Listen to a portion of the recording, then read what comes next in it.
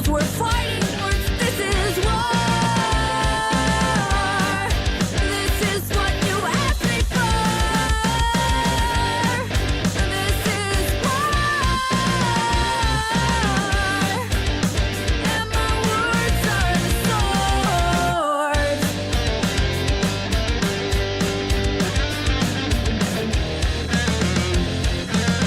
Word sharp is nice to cut me up and tear me apart.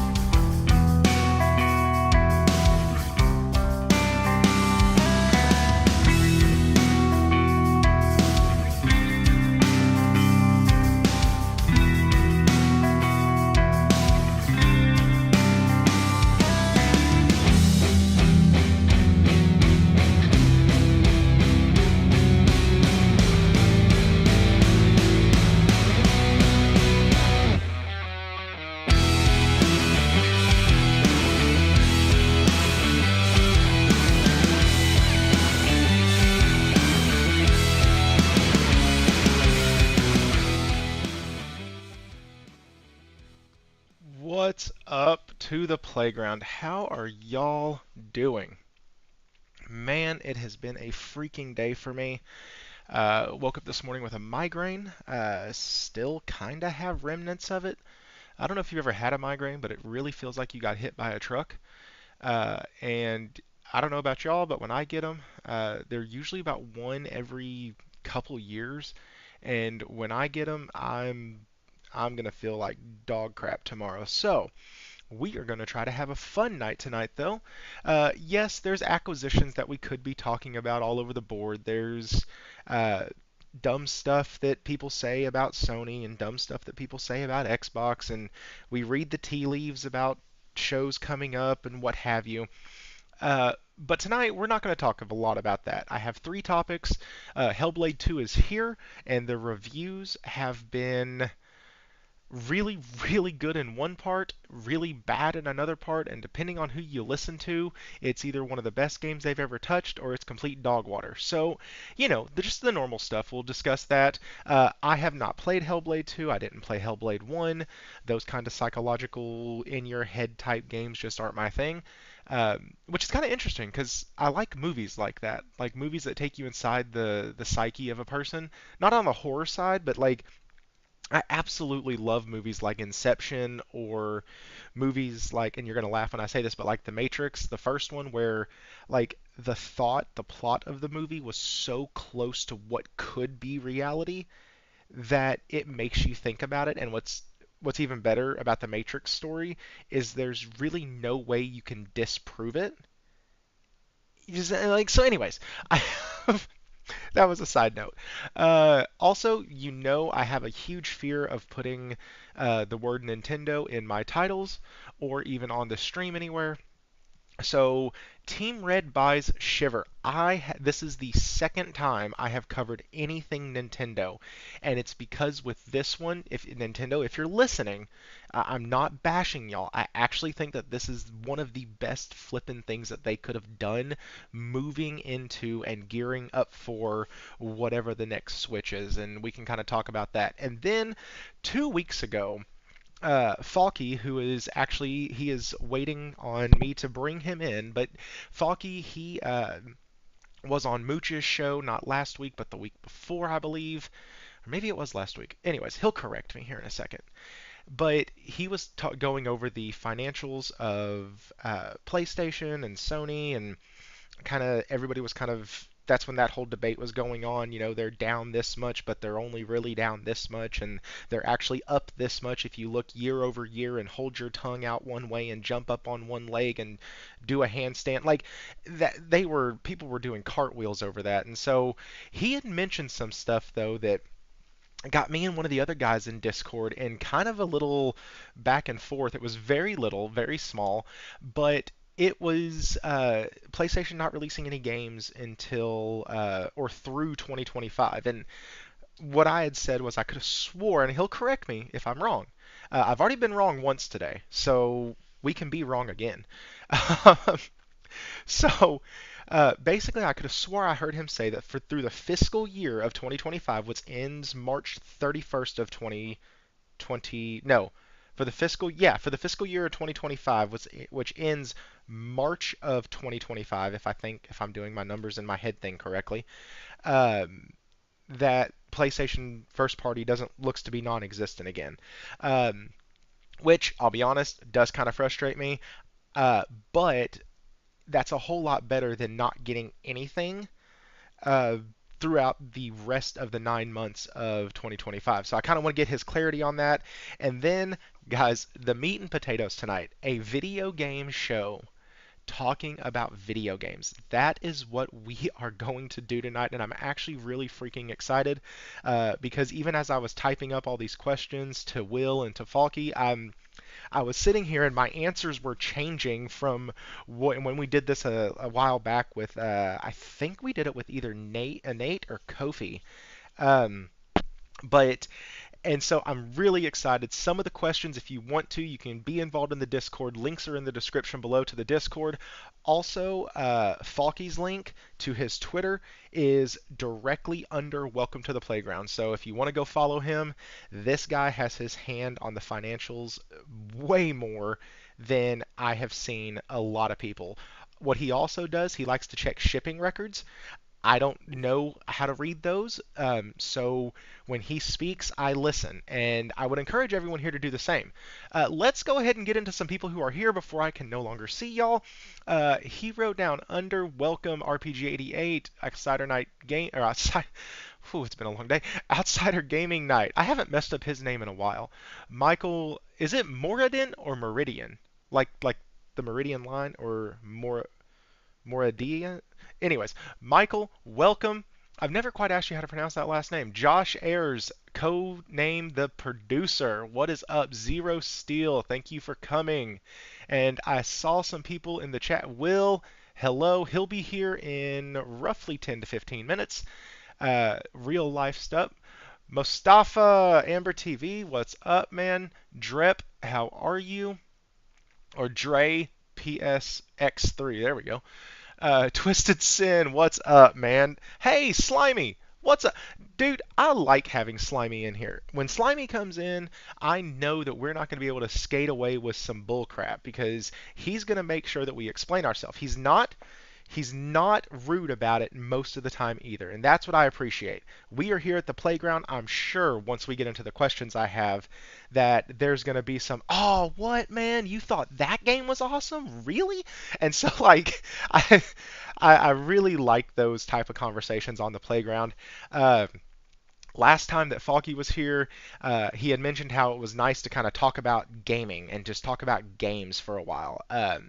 And so I like to think that coming on here and doing me the solid of showing up kind of gives him a break from people like just trying to crack his head open and figure out what's all in there. So let's see if we can't have an amazing time tonight. Guys, now that I am at 500 subs, you can pause it if you don't want to hear me say this right now, or you don't have to. There are many ways to help support the channel. Uh, any of the funds that I get from this, well, almost any of the funds that I get from this, are basically going back into supporting this. So it's going to be buying games, it's going to be getting new equipment, like an actual stand mic, things like that. If you feel so inclined, like, subscribe. Please share this out. The nights that we have people share this out, we usually get up to 35, 45, 50 viewers. And so I think my highest has been 52. And that's because of y'all. People see me post this every week. They're like, oh, it's a thrifty post. We don't have to look at that. It's his night. Apparently the Discord isn't working. Okay. Well, let me figure this one out. Who said the Discord isn't working? Why is the Discord not working? Oh. Um. Um. What's wrong with it? Like, it seems to be good. Falky, can you go ahead and jump on Yeah. in and hey, yeah, you're here. Hey, I'm here. I can hear you Uh, loud and clear. and can they? The Discord link isn't work. Oh, that's different. Okay. Okay. Got to be specific about what these IT problems are. I was like, man, I can fix the link later.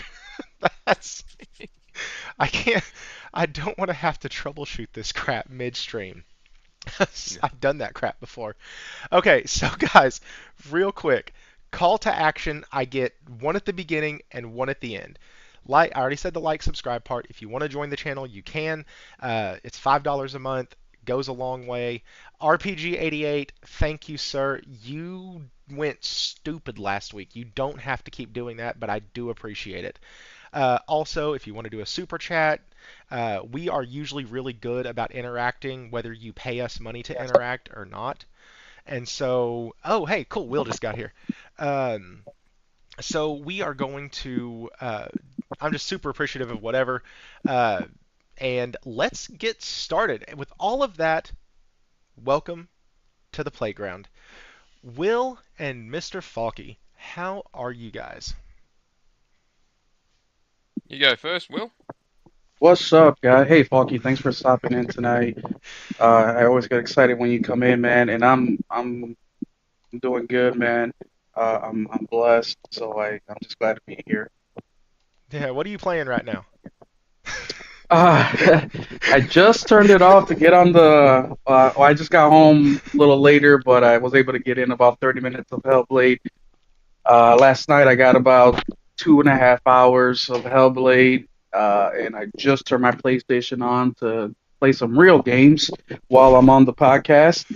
But well, the real games that I've been playing besides this slideshow is Rage 2. I'm almost done with that.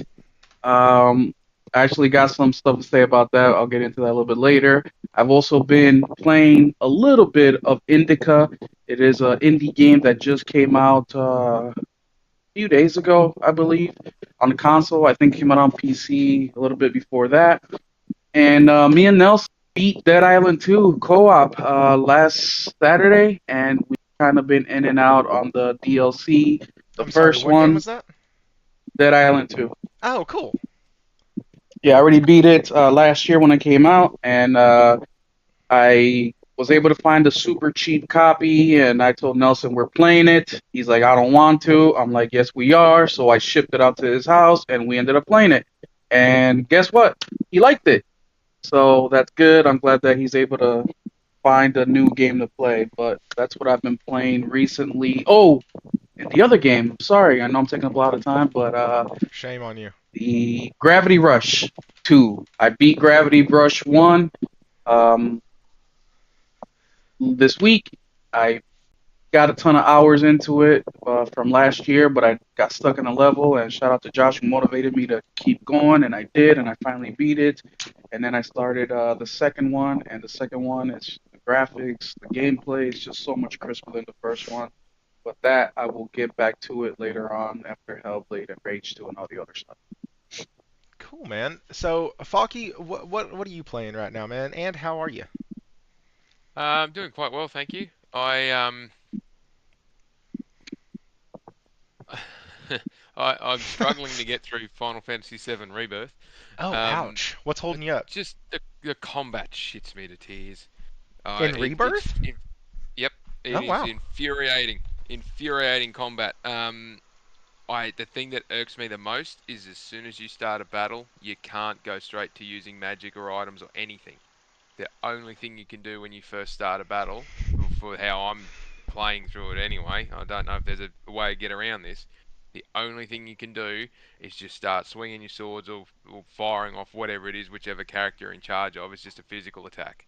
And you can't do anything else unless you've got ATB charge things stacked up in your materia slots, and it's just driving me nuts because then I can't set the characters up how I want to have them, and the way that the outer party or the backline party interacts is a pain in the rear end because they're inconsistent. It's driving me nuts. Absolutely driving me nuts. And I've tried multiple different ways of playing this game. The story, I enjoy the story. The characters are pretty great, except for Barrett. That he's starting to annoy me now. But um, I'm just struggling to get through this thing, and the combat is just driving me nuts. S- David, don't feel bad. I relate to you 1,000,000%, man. So, It's do you think that Barrett is so here before I ask this question, that's a bait question and that's a bullshit move. So I love Barrett in the new one. I feel like the character depth that they have given him and like the way they've grown his character from the first one, I feel like he's less gimmicky. I feel like he's more straightforward, and I feel like he's actually we're being like shown more of the personal like turmoil that he's kind of gone through over the years. Wait, Thrifty, tell David, before you continue with your questioning, tell David about your nostalgia of this game and that's why you love the game before you continue. Okay, so that's not the only reason I love the game, but Final Fantasy VII is absolutely one of my like top tier games. It's one of the games that I attribute to like this is when I knew I was a gamer. And so like the story and the characters run really deep with me. But that aside, there are other games that I don't play where the stories and the characters run really deep. Uh, that it's like totally different. Does that make sense? Like I don't touch those games. They're not. They're like I see the way they look, I see the way they feel. I mean, I see the way they look, I see the way they play, and I'm just like, you know what? I don't want to tarnish my memory. But so, what do you think, Falk? Did you play the first one also? The original Final Fantasy VII was one of the first games I played on a PlayStation, and I loved it. And I hold it in extremely high regard. It's not my number one game, but it's certainly in my top three. Oh wow. It is the game. It's the game that cemented JRPGs as one of my favorite, or is my favorite genre. And the complexity of the story and the imagination that we got to apply to that game was phenomenal. Um, so I hold it in very high regard. Um, I don't mind seeing reimagining of a game. I didn't mind remake. I thought it did a very good job whilst it was within Midgar, and it had that walled effect of being in the city, and things were, it wasn't an open world. It had still had its linear structure to it whilst it had flexibility around the combat and all these other bits and pieces. I didn't mind the characters in the first one. I thought they were being developed quite well. The additional, storylines around the rest of the Avalanche crew and some of those other new characters, and even with the whispers and that sort of stuff being brought in, I didn't mind that. I thought it was a good expansion on, a modern expansion on a classic. So that didn't taint my original experience. This one though, the more I play Rebirth, the more I just want to get the old one out and play it again. And I hate saying that because I just don't like being let down in that respect. But for all intensive purposes, I just play through this thing like I'm in Gongaga at the moment trying to get through that bloody reactor, and I'm like, I'm sick and tired of having to kick Scarlett's ass every time she shows up. I'm frustrated with not having the huge, massive materia and options. Trying to develop the characters and then level progressions and that sort of stuff is so clunky at times. It's not a JRPG anymore. It's a proper action game. It might as well be a slowed down version of Devil May Cry with some other bits and pieces in it. But you know, Oh. I'm trying to find. I wouldn't say I'm Oh. trying to find reasons to like it. I just this is starting to make me just want to go back and play the original, and that's not because of the story. It's not because of the core fundamental to it. I think the Rebirth is actually following the story a lot tighter than the first one did, but it's just I don't know. I Now, yeah, now, it's now, Falky, something you just said is interesting because in the first one, in the original OG, I believe you had to wait to cast spells there also. you Didn't it only had have to a wait. ATV system? It did. You had to wait for your because it was turn based. You had to wait for your turn or that character's turn to be able Sure. to do Okay. So you anything. don't have something attacking you while that's okay. Yeah, I see yeah. that. Well, fumbling around through pages and pages to make decisions. In the original game, you didn't. You just waited, and you could wait for all three characters of yours to have their ATBs filled for the time to take their turn. But you could cycle through them, but the your enemy wouldn't attack you. So it was more strategic, and you could actually win battles being 5 or 6 levels under your opponent. You could win them because if you had the right strategy and the right materia and some other bits and pieces in how you would applied it, you could win. And you could haul in massive amounts of EXP and level up quite quickly using those strategies. But the current one, like you go and belt the snot out of anything that's within the open world, around Junon, Gongaga, and all those ones. And the battle's over in 90 seconds, and all you've done is spam the button. But then you come up against a bigger boss where you've actually got to apply some strategy, and you just, you know, there's plenty of times when wife goes, "Will you just shut up?" I'm like, I'm just screaming at the TV about how are you supposed to beat these guys when you can't even get a hit in. Um, and then it's like, well, now I've got to completely change my play style for all these every time I come up against a new boss. It doesn't allow me to just settle into how I want to go through the game. I'm constantly having to relearn how to battle different bosses and different monsters. And fair enough, there's some, the idea of having flexibility and variety and all that in it. But I like having my tank. I like having my magic caster, and I like having the balanced one in the middle. And Okay, having to I agree with reset that. them all is just infuriating because I can't like you can't predetermine and change anything going into the battle. So you get in there, get your ass handed to you two or three times, and you go, all right, well, what do I need to change? I've checked what they are. I've seen what causes a stagger. I've seen what causes their elemental weaknesses and whatnot. But how the hell do I stop getting hit so many times with these particular things that can't be blocked? And where do I need to move within this battlefield? And the repetition of it is just it's like having to relearn how to run the battle system for me at least. It's how to run the battle system every time there's a major mini boss or a boss. And it's just fatiguing me so much because I feel like I'm making no progress. Hmm. I've put 67 hours into this thing and I'm still haven't got through that reactor at Gongaga. And I've managed to avoid spoilers, so I don't actually know exactly where Rebirth ends, but I've got a fairly good idea that it'll be at the end of the Temple of the Ancients. And I really want to get there and see how they've done it, but I actually fear that by the time I get there, I'll just be so fatigued with it, I just won't care, That's I which think is that is where it sad. ends because I'm at Cosmo Canyon right now, and I think I'm getting pretty close to being done. But so all right, I know Will is over there just like giddy with himself right now because he loves it when he finds people who don't No, I'm necessarily not, like Final. dude. Yes, I hear the smile on your I'm face. not. Shut up. I'm smiling because you're accusing me of being a hater. Well, Oh, sorry. Just before you get stuck into Will, I will cap off the original question where not going back and playing original games for the fear of having them tainted. My number one game is the first Metal Gear Solid game. That's my number one. I Oh, love that good game. I love choice. everything that game is. It is the standard to which multiple games have failed to meet, and the standard to which PlayStation effectively runs their first party theory of how they make games. Without Metal Gear Solid, we wouldn't have any of the Uncharted. We wouldn't have most of the PlayStation first party stuff. You wouldn't have so many different games. But I've never gone back and played it.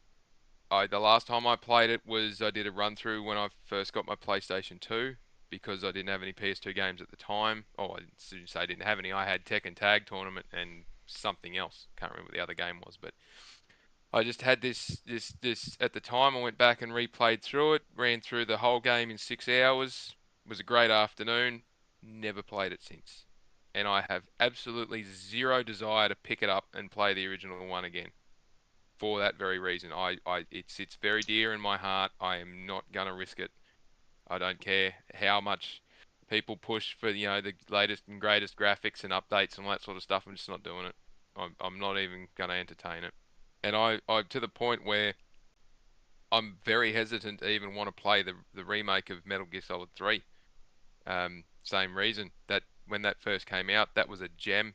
Loved it, played it to death, and just happy with that, and not interested in revisiting it for the sake of revisiting it.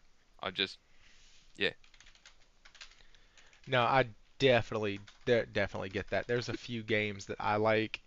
I just don't want to go back to because I'm like, man, I don't. So one of them that really what it was I went back to Tekken 2 when it was on premium. When I had my premium subscription, I went back onto Tekken 2 and I played it, and I was like, man, what? I love this game. Why why does it suck?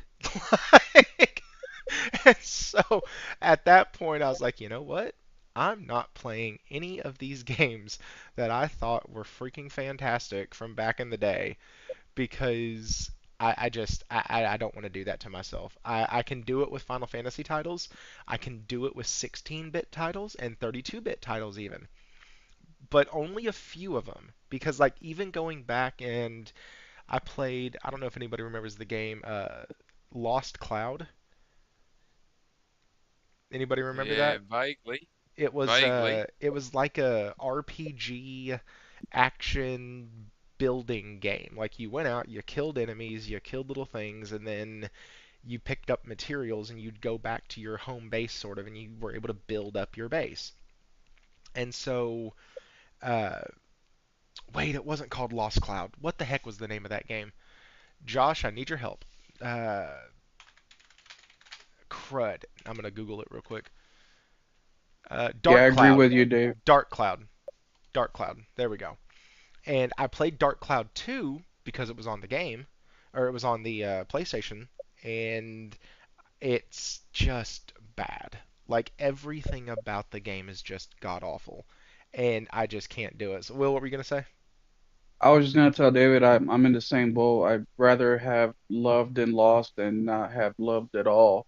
Meaning I have rather play a game, my first time and love it and cherish it than, you know, play it years later again, some remake or whatever, and they just kind of screw it up a little bit and it kind of taints that memory that you had. So I understand. I just give Thrifty shit about the nostalgia thing because I'm a newcomer to what's it called, Thrifty? A The game we were newcomer just talking to about, Final Fantasy. Final Fantasy. I mean, I came in, my first console was a Super Nintendo, and like I played like Super Mario and Street Fighter, stuff like that. I never really got into RPGs or anything like that. It wasn't into like the PlayStation 2 era, and I can only get so many games. My family didn't really have the money, and Blockbuster was a lifesaver because I could try out things that I could never afford, but even then that was limited, able to go maybe once a month if I'm lucky, and I'm sticking with what I knew at the time, so I'm just trying to get the new iteration of whatever game I was playing at the time, the new GTA or the new Mortal Kombat or whatever, just because I didn't want to feel like getting a game, wasting that rental for the month that I got, and just stay in the comfort zone. So being a newcomer to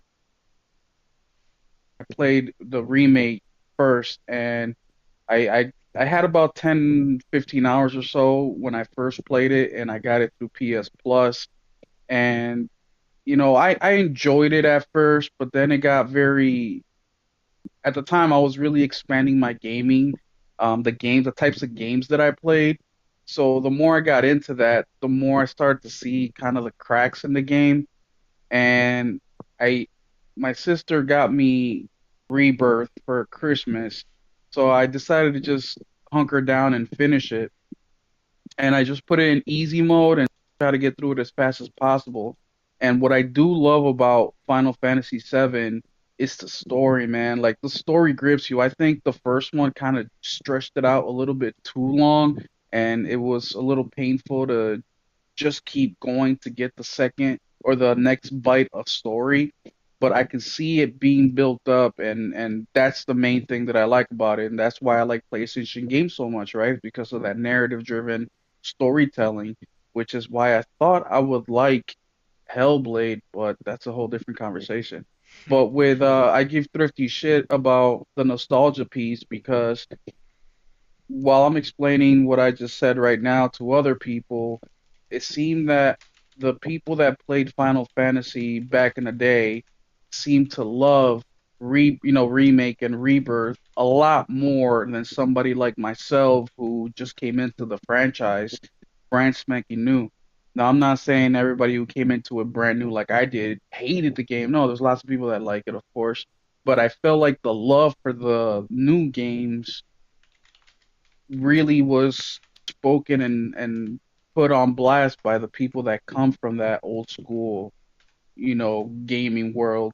And it's just intriguing that you also, speak highly of the originals and you put it in your top three, which I think is amazing, and how you're feeling about it now. So it just gives me a bigger picture of, what gets me to probably what I'll talk about later tonight, how everybody has different gaming stuff. Some things that you think will hit don't hit for you, and other things that may not hit for somebody hits for them.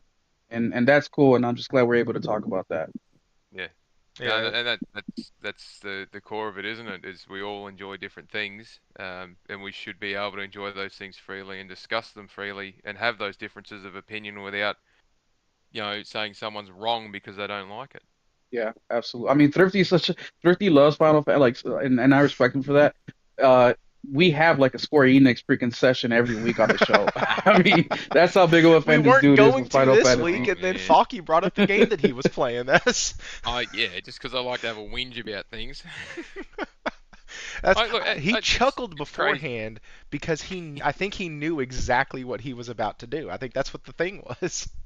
Yeah. No, I won't carry on with it because I could be here forever talking about Final Fantasy just on its own. Okay, so let's get into Hellblade 2. As a matter of fact, you know what? Skip it. I don't want to talk about that game. Fuck that. I don't want to do that.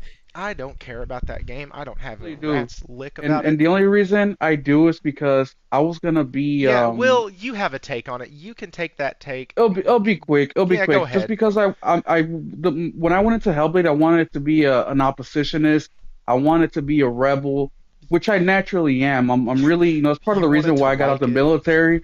I wanted to like it. That's part of the reason why I got out the military is because I hate authority. I dislike it, and I'm a contrarian, right? So everybody talking shit about Helldivers, and I'm like, I'm gonna play this game, and I know I'm gonna like it. But guys, He four meant hours in, Hellblade, everybody. and or Hellblade, yes, I'm sorry, guys. Just good, quick little thing here. Hellblade is a QT. What is it? QTC, uh, QTE. quick QTE. It is a QTE game You know with the no thing God of War prompts. got railroaded for? Yes, it is literally a QTE game with no prompts, and you don't know if your button smashing is even working. Literally, there is no health bar, no nothing. It's just the top black bar, the bottom black bar, like if you're watching a movie, and a lot of walking. The graphics are amazing. The story has potential, but as far as gameplay goes, there's nothing there. And that's all I'll say about Hellblade. But one thing I do want to say in regards to well, has to do with Hellblade, but not Hellblade in particular. I want to call out all the fake podcasters out here, the fake YouTubers, the fake journalists, all you assholes really pissed me off. Last week, a couple podcasts after I decide, you know what? Let me listen to some of these gaming podcasts because I haven't listened to them in a while. I heard some dudes out here saying, "Yep, I got to take a peek at Hellblade. I saw a Mm-hmm. little bit of it. I didn't play it, but I saw it. A couple guys said I did play it. I'll talk more about it, but I will say this." And what they all said was the same shit. The game looks amazing. The combat is way better. These dudes are frauds. The combat is a step back. The first one, you actually had real combat. The puzzles are a step back. Everything about this game, except the graphics, are a step back. Even the problems that Senua has with the voice talking, even that's a step back. It is completely a step back game. And that's what I'll leave it at that. But you guys out there, you know who you are. Screw you. You're a fraud. You're a fake. You did it for the likes. You did it for the views. You did it to get on these podcast shows and talk bullshit. Now, to be fair, I have done a lot of things for likes and views, but I have never willingly puffed smoke up any game, except for maybe Forspoken. Because I came into Forspoken after they had fixed everything 5 months after the game was released. So I was watching all these reviews and they were like, the lighting is terrible. And they were showing how the lighting cut over buildings and like it cut off half of the building or some shit. And I was like, the lighting looks great to me. The burst effects are great. The burst effects fall flat. Wait, what? And so I didn't experience any of that crap that everybody else did at the beginning. I got it after Luminous, well, before Luminous shut down, after they had fixed the game. And so I, Well, Ricky, let me ask you a quick question, not for spoken, but just gaming in general, because this is a general gaming conversation we're having right now, right? You would say? that's what this whole show is going to be tonight, Okay, bro. perfect. So That's, I just said that I'm a contrarian, right? And I just like to rebel and whatever, all these things. But when I come into gaming, for example, all you guys on the Discord, by the way, get on Discord, guys. It's a great conversation topic with a lot of different types of gamers. We even have PC Master Race in there. Shout out to. But please join the Discord. he's But not a PC master I know he's not. But I like messing race. with him. He calls me a whale all the time. Um, You so are a will. as yeah, well, as you guys know, you guys make fun of me, which is great. I like having fun. But you guys call me a whale, right? Because I got all these games. But the my when I buy a game, my if I don't buy it day one, I buy a game day one if my intentions are to play it day one, right? But a lot of the games that I have, I got on sale. I got them for 5, $10. I mean, I just got War Hospital and Days of Doom. Now, those two games, I paid $20 for both of them, right?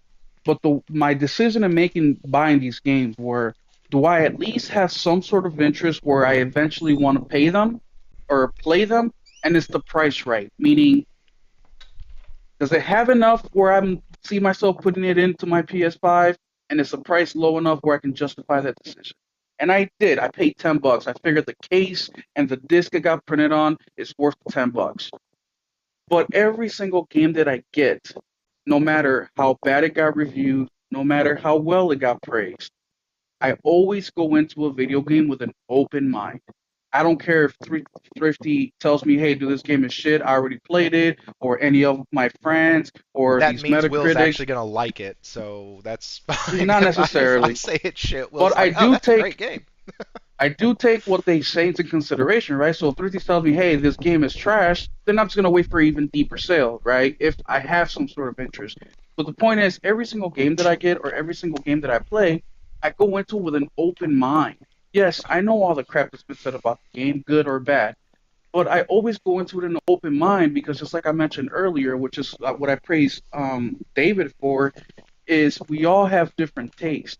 But the thing that really irks my nerves is when you spill just complete negativity on the game that A, you never played, you didn't watch any gameplay, you weren't involved in reading up on it. All you did was because somebody else told you, and you just keep pushing that hate. And look, I get it. We live in a social media world where we opinionate ourselves. I don't know if that's a correct Opinionate? word. Opinionate. But it's just frustrating because there's so many, and the thing that frustrates me about it is not that you talk bad about the game, because I really don't care about that. But the thing that really frustrates me the most is that there's a good chance you're missing, a probability of you really enjoying the game. So let's talk And about and that real that's the quick. sad part about that. Let's actually, you know what, Falky, I don't want to cut you off if you were excited or had something to say about Hellblade 2. Have you played it? Have you touched it? No, no. No. Cool. I haven't played the first one. It look, I think it was on Mooch's show or someone last week. We were talking about it. It's not in my wheelhouse, and because I've got such limited time to play games, it's probably something I'm not likely going to get to. Yes, it's a short game, but those sort of dark psychological horrors are just it's difficult for me to play them because of the time when I can. PlayStation's in the living room, got a young son, don't need him seeing that crap. Um, Yeah. and it's challenging when I've got a mountain of other games that are lining up, in backlog and coming down the pipeline still that I just want to get to. Look, the first one, yeah, I haven't got there, and I'm probably not going to get there for a long time. This one's probably not hitting my radar at the moment. Um, I don't mind slow combat. I don't particularly like clunky combat, but it's just not in my genre. Like, it's not a genre that I'd be keen to get into. Um, and it probably, you know, not that I dislike um, games in that aspect, but I, I don't play Resident Evil games because I just don't particularly like them. I played a couple of the older ones, and the new versions not for me. 5 Same is with actually Silent my Hill. favorite because it's the most not like a Resident Evil game of all the Resident Evil games. Yeah, I probably draw the line a little bit beyond The Last of Us, and I know The Last of Us isn't a horror game, but I don't like jump scares. I think they're cheap, and I don't like them. Damn, I need to have you on And here there's, more. The chat usually calls me a wuss, so I need to oh, have you on here more. I get more enjoyment. I don't get enjoyment out of those sort of things. And being in a heightened sense of panic is not. I don't enjoy that either. And it's not just me; it's people around me as well. You get wound up and you're super highly heightened up, and you really wound up, and then once you finish playing, I might only be at it for 45 minutes or an hour, and then I've got to go and do something else, and it starts to affect your person, who you are as a person for the rest of the day, really. Um, I'd much rather be playing a Yakuza game or something like that where you can run around and beat the shit out of everyone, or a JRPG where you can have a bit more structure and the storylines are there and the narratives are there, and even racing games, or jump on something like Helldivers where it's not stupidly fast paced, but you can enjoy it a bit. But horror's never really been my thing. Um, I, that's in gaming. Movies is a bit different. Um, some of my favorite movies are in that horror genre, but yeah, this sort of psychological horror, just not really my thing. I have a very vivid imagination still, and I had a horribly vivid imagination as a child, and this stuff just stops me from sleeping. Mm. Um, so I'd just stay away from it. So what's really funny, when I played Diablo 1 as a kid, I couldn't play it at night because the soundtrack of that game was literally like this ominous up and down like tone, and then every so often there would be like a faint ghostly phantom like screaming in the background that would just kind of loop itself, and every time that would scare the absolute bejesus out of me. That's also why I couldn't play Silent Hill. Silent Hill to me is not a scary game if you have the sound off. If you have the sound on, that game becomes immensely terrifying. You will never listen to a static radio the same for a long time after. It's insane. But so, that's kind of why I stayed away from the first Hellblade, was because it's a psychological game and I don't deal well with that. It's sorry guys, I have an appetite for the first time all day. So you're actually getting me talking to you between bites. Um and so I ended up, oh, what game was it? It was, Median of Madon, or the Man of Madon, or the Man of Median, or whatever it was. It's a dark picture anthology style game, which also is a walking decision based simulator. It's in the vein of Heavy Rain and other games, Detroit Become Human, things like that. And I played it, and I think I made it halfway through before finally.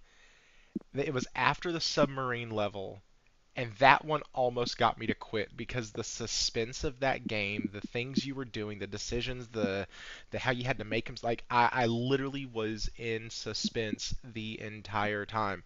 And I'd get done playing, and instead of what normally happens where my heart rate is like super chill and I'm ready just to go crawl myself in bed and close my eyes, it was like I had to play something else to bring myself back down from that game. And no, no, no. But so Hellblade 2, reviews are saying it sucks. People are saying it's a short game. People are saying it's the most beautiful game they've ever seen on an Xbox, which that I agree with. Um, and they're saying that if you want to play a gorgeous, amazing game, go play that. I will tell you, if you want to, I did see somebody on X that I do kind of want to rebuttal. Don't remember who the heck it was, but they had said that this was the best cinematic game on console ever for this generation, between all Well, the question consoles. well, there should be a definition, right? What exactly is mean by cinematic? Because if it means He literally a movie he game, meant then the yes. he meant the good looking, the graphics, and all of that. So Yeah, I mean, It's I a can see that. it's basically, sorry, go ahead. so it's a pretty big statement to make, Yeah. because there's a phenomenal amount of games that are quite graphically, you know, up there. It depends on what their setup is for who's reviewing it and what they're Mhm. reviewing it on. Like, if they're doing it on PC and they're saying this is the most graphically impressive cinematic game, blah blah blah. Yeah, great. You're doing it on what? Is it on PC with a 4090 and everything's cranked up to 11? Or are we saying that it's on Is it on my Xbox with shit ass 4K PC? TV? Or who's doing? And I bring that up because 2018's Ghost of Tsushima for PlayStation, right? Mm. Yep. Just got released on PC this week, And and it's gorgeous. I've seen a spec where someone's got this thing running, and I can't remember if it was Nix's or someone said it was capable of running at 170 FPS at true 4K. Damn. I finished playing that game at the start of this year. That's how far behind I am with these things. That thing on a again 60 FPS 4K TV was in performance mode was pretty bloody nice. You imagine 170 FPS on a monitor that's doing true 4K widescreen for that game.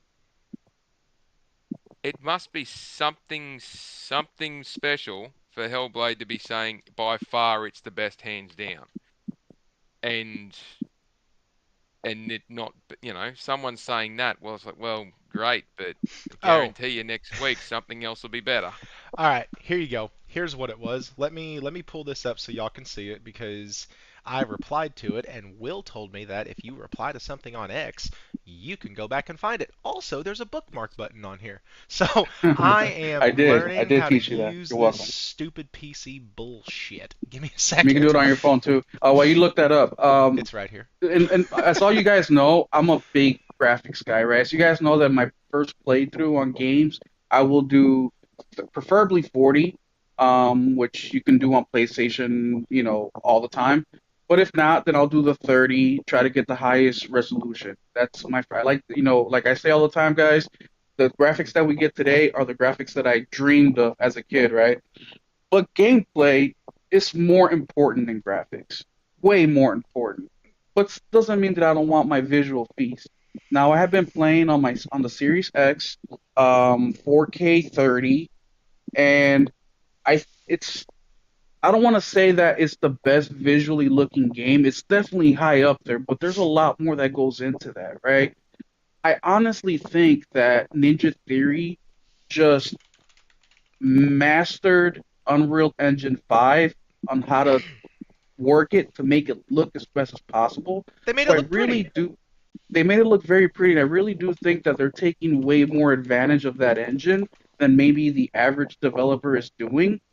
But that leads into even more questions because how the hell does it take you 6 or 7 years to come out with this game when there's literally, if we just put percentage points on here, combat is maybe 10 to 15%. And when you're doing combat, like I honestly don't feel like I'm even in control. It's like I'm driving with my knee, It's like I got my knee on the steering wheel and I'm on my phone texting. That's what fighting in this game feels like. So I don't know. Is it a pretty game? Yes, it's a pretty game. It looks good.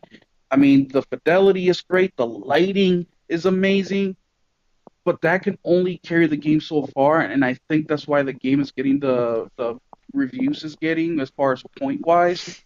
But if that fidelity wasn't what it is, that game would be a 4 out of 10, 3 out of 10 max. I Well, mean, there's no and game. and going back to what Falky said, that's a pretty bold claim. And here's actually what the dude said. It's Darius Fears. He said Xbox Series X and S are the only next-gen consoles at this point. PlayStation hasn't shown me anything next-gen that looks close to how hashtag Hellblade 2 looks. Now wait, because That's embarrassing.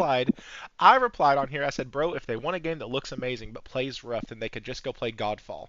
That was a PS5 launch title, and it's actually true. Like that game was stunning. The lighting, the burst effects, the reflections off of all the pieces of armor, everything. The camera angle was a little bad. It was a little too far up the dude's rear end.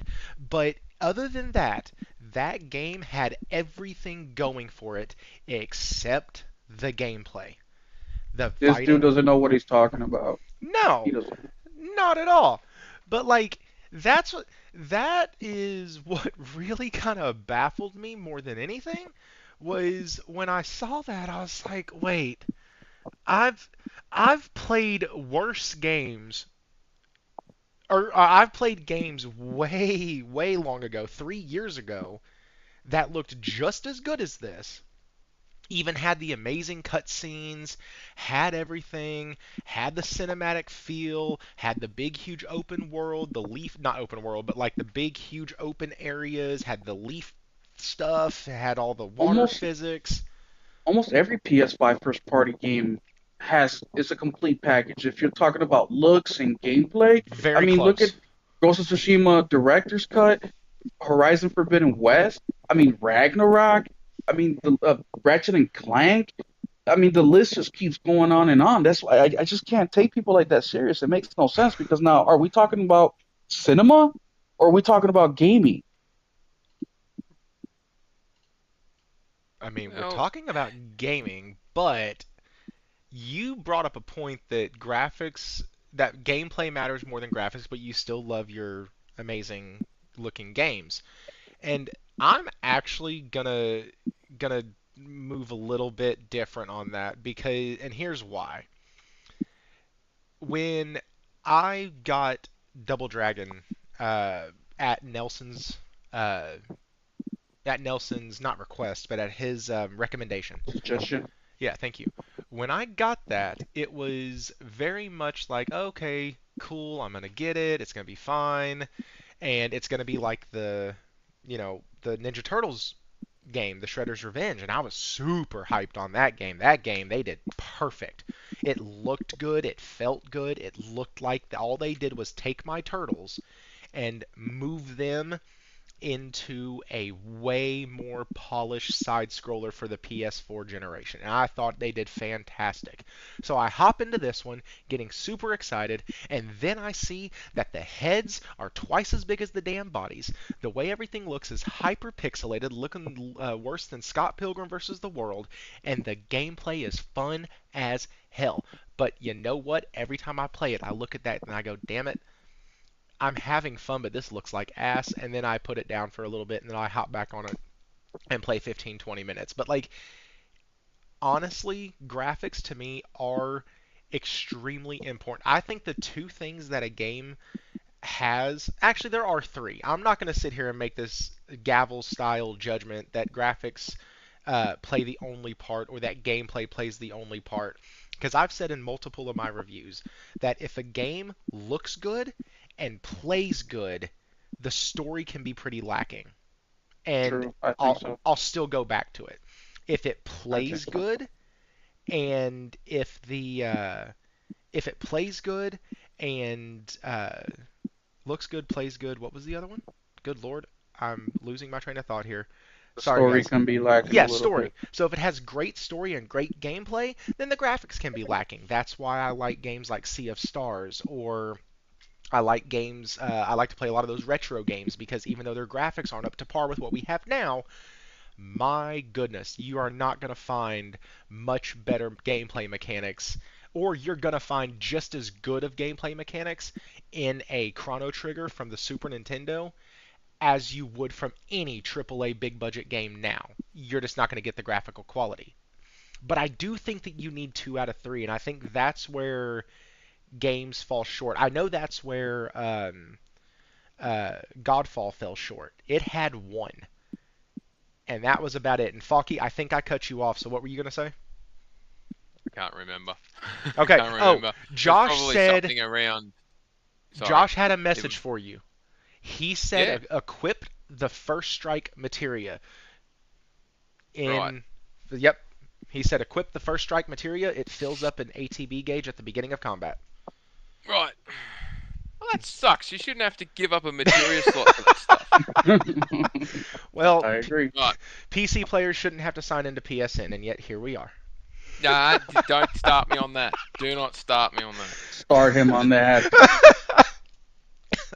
I heard, I heard you on another show talking about that. That's why I said that. I don't. I just piece. For crying. Look. Um. Again, I don't necessarily agree. Don't disagree. I can understand what they're trying to achieve, but oh, come on. You know, you got to be careful what you wish for with these big players because you can, you know, they cracked up about Helldivers 2, and then look what happened with the response to that, and now you can't buy Ghost of Tsushima PC edition in however many countries are listed. Not that, you know, a lot of games get sold in those countries to begin with, so you know, it's big uproar over not a great deal. But think about how many active users they're not able to report on, and you get the stupidity of, you know, the regulatory requirements for these companies to report in certain jurisdictions about their monthly active users because the government's telling them they have to do it. So anyway, everyone else gets to get away with shonky dealings, and yeah, oh well, we'll see what happens. So that's hilarious. We're not going to get started on that stuff. Now, real quick, before we keep going on this, because I have half a damn mind right now because I like both of y'all a lot and we like talking games, and I have half a mind to not do the other two stories, but dear goodness, I feel like if I don't do the next one, then I'm that guy that has it in the title and didn't cover it, and I've done that before. But real quick, I lost this in the shuffle. Warawana, thank you for the $2 super chat. He said this in Australian money, so so it says it a little different than it does here. It says, "You ain't never getting my money, Thrifty." Okay, well, you listen. If you want to tell me with a higher dollar value that I'm not getting your money, you can yell at me all you want. You are across the ocean. I appreciate it, War. Thank you. Um, so Team Red buys Shiver. Now, Falky, this is. I know that you really have your pulse on a lot of the goings on in the industry, and I absolutely freaking think this move was lights out genius for Nintendo. I'm actually super surprised that they did it. I'm not used to seeing Nintendo buy things. Uh, just because they usually just stay in their lane and they stay with Pokemon and that's it. Or Pokemon and Mario and Zelda, and then they just move on from there. And like when I saw that, I was like, dude, that's really freaking cool. If y'all don't know, Shiver or Shivers is the one who did the port for um, Hogwarts Legacy Hogwarts. on the Nintendo Switch. And so it is a absolute slam dunk that and it's no surprise either that Square Enix says, hey, we want to bring more of our catalog over to other consoles. And then all of a sudden, you have Nintendo picking up somebody that's really good at doing ports of games to their system. It's almost like Nintendo is like, wait, Square, you want to come? Listen, we made they made Hogwarts Legacy run on this shit. Guess what? We're gonna buy them. We're gonna get all your games to run on our stuff. And so like, I am floored that a video game company made that brilliant of a decision. And I'm saying that because lately we've seen them make really dumb ones. And not Team Red, but the other two. So, Falky, what have you read into this at all? Kind of, what's your thoughts on it? Had a bit of a read into it, and look, there's an interesting something going on here. You get Square Enix pops out and says, we're going to go multi-platform, and then, make a big song and dance is made of it, and then all of a sudden a week later you get, oh, look, all the Kingdom Hearts games are coming to PC via Steam. Great. I bet you that's not even close to being on anyone's bingo cards for what they thought they meant. Um, then you go, oh, Nintendo went and bought a company that does ports because they're trying to make sure that they can attract games to come to the Switch. Well, okay, let's stand back and have a look at the broader um, direction or the broader undertone of what's going on here. You've got PlayStation talking about, continuing to do their piece. Microsoft is absolutely committed to going multiple places now. Shifting environment because gaming as a market and as an industry is not growing at a massive rate. It's pretty stagnant in terms of its revenue growth predictions, right? It's going to go up, but it's only going a couple of percent. It's not going 7, 8, 10%. So where you've got others in an oversaturated market in terms of game supply, and there's not a huge amount of money there just sitting there for development because, all this consolidation stuff all went to shareholders. It didn't go to the gaming companies. There's a bit of a, global push for whatever money's there to not just be involved in entertainment and gaming. It could be going out to other construction projects and other areas which will make more money. So that growth aspect has to come from finding more people within the 220, 230 million gamers that currently exist across PC and console gaming. because mobile gaming is a completely different animal, and it gets all its money from volume rather than uh, quality sales of high quality output. So Nintendo's gone and bought some, like PlayStation bought Nixes to support their getting stuff to PC. They're not the only company that they use. They've used Iron Galaxy and a couple of others. But taking first party games to PC, for PlayStation they bought Nixes. Nintendo's going, well, we want to make sure that developers can put games on our Switch. And we've got this gap between what we've currently got and the new one coming through. We've got 100 and whatever million Switches in existence, so they're going to have a long tail off as well. They're still releasing PS4 games, for crying out loud, and they do that because there's still half the monthly active users are PS4 owners.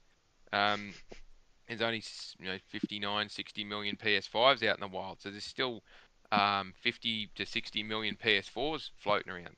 So that's a decent market to be selling games on. But if the people building the games don't have the funding or don't have the knowledge and expertise to do a multi-platform approach initially, having the option there and saying, well, look, you just build the game and then we'll do the port. We'll charge you something for doing the port, or we'll do the port and we'll recover the costs based out of whatever it is. So there's no upfront for the developer, and it's aimed more at those tier 2, tier 3 publishing houses and the huge amount of startups and indies that are existing. You go to any of these gaming conventions now, and there might be two or three of the tier 2 and tier 3 guys, and you'll get hundreds of small studio startups that have got a great little game. They just don't have the knowledge and expertise to put it on multiple platforms. So if they're going to take a heap of these games being built to make sure that they can get them onto their platform, being Nintendo, then that's how they're going to backfill the gap of their first party output being reduced, particularly when they get to the next Switch. PlayStation's done this for decades. It's their strategy is, we don't rely on our first party to be our revenue generator. We rely on our first party to be our people to buy the console because they're the peak. Nintendo's been the opposite. They have traditionally made 70+% of their revenue from their first party titles, and then they just offer the third party as a support point. But if Square Enix aren't going to be doing 25 to 30 Switch games a year, and they're only going to be doing 5 or 6, we've got to backfill that gap somehow. It's another service that they can sell. So I think it's a pretty smart investment. They've done some good work for them in the past. Buying them off Embracer Groups, Embracer Group will be making money off that sale, but it's also a good opportunity to get it. So I think it's positives from what I'm looking at. It's not like they're being bought up by a giant that's going to shut them down. So Will, what do you think on it, man? Bulky took the words right out of my mouth. That's kind of what I was thinking. I was like, well, that's let's move on. Yeah, he said everything that I didn't even think of saying, but I'm gonna take it as I thought about it first That's right. because hey, why not? That's right. But yeah, no, I think anything that can get me more games, man. I'm not big on Nintendo. Actually, I'm using my Switch when I go on vacation next month. That's the extent of my usage with that. And I am looking at a couple games, but there are some games like I bought Pokemon Scarlet or whatever the purple one. I don't know, whatever with those two, because I've been a Pokemon kid. I've purchased a couple of Mario games, and I haven't beat them. I've played. Oh, Mario Wonders is the one that I played the most, and that's a really good game.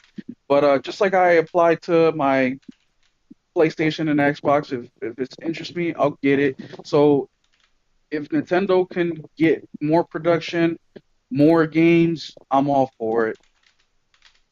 Yeah, and that's kind of where my thought is. Like, I think it's going to be great for them. I said all that at the beginning. I'm not really going to rehash it, but yeah, I think Falky, I think Falky hit the nail on the head.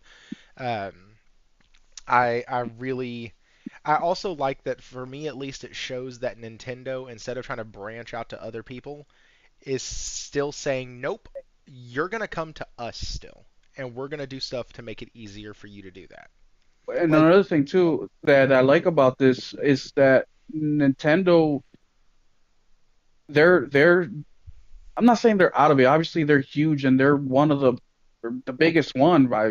But this purchase is like, hey, no, we're still in it. We're still looking into the future. We're still about gaming. It just like speaks a little bit louder to me when Nintendo makes a move like this, just because you don't see it very Because often they with them. never do it. You never do it, so it's reassuring to me. Even if it wasn't them, even if it was somebody else, I still would have confidence in it because of it's like your buddy, he's a hermit, he stays at home all the time, and he decides to come to your birthday party. It makes you feel a little special, like, oh man, this guy doesn't do anything for nobody, but he came to my birthday party. It makes you feel a little special, and Nintendo doing this, it makes it feel a little special. It really does. That's my first thought. I was like, wow, that's cool. They actually did something. I'm surprised. And then the more I read it, I was like, oh, that's actually really freaking cool. All right, so Matty Beast just came in. Welcome, dude. Matty Beast, I have a question for you. Do you know Mr. Beast? Wow. Um, I was always wondering if he was the Matty from Matty Plays, but that's not the same guy. So, uh, Falky, this is your time to shine, man. PS5 first party trouble is what I have it listed as in the on Yeah. the stream. So is it Q is it calendar year 2025 or is it fiscal year 2025? Um. Well. And am So I their fiscal. conflating all of the stuff you said? Oh, kind of. Okay, go ahead, So correct they me. just so the 31st of March 2024 was the end of their fiscal year 23. Okay. So fiscal year 25 ends on the 31st of March 2026. So what we're looking at here is fiscal year 24, which started on the 1st of April 24 and finishes on the 31st of March 2025. So the question I imagine you're asking is, where are the games? That's pretty much what I'm asking because I already knew that 2024 the rest of this year was going to be pretty light.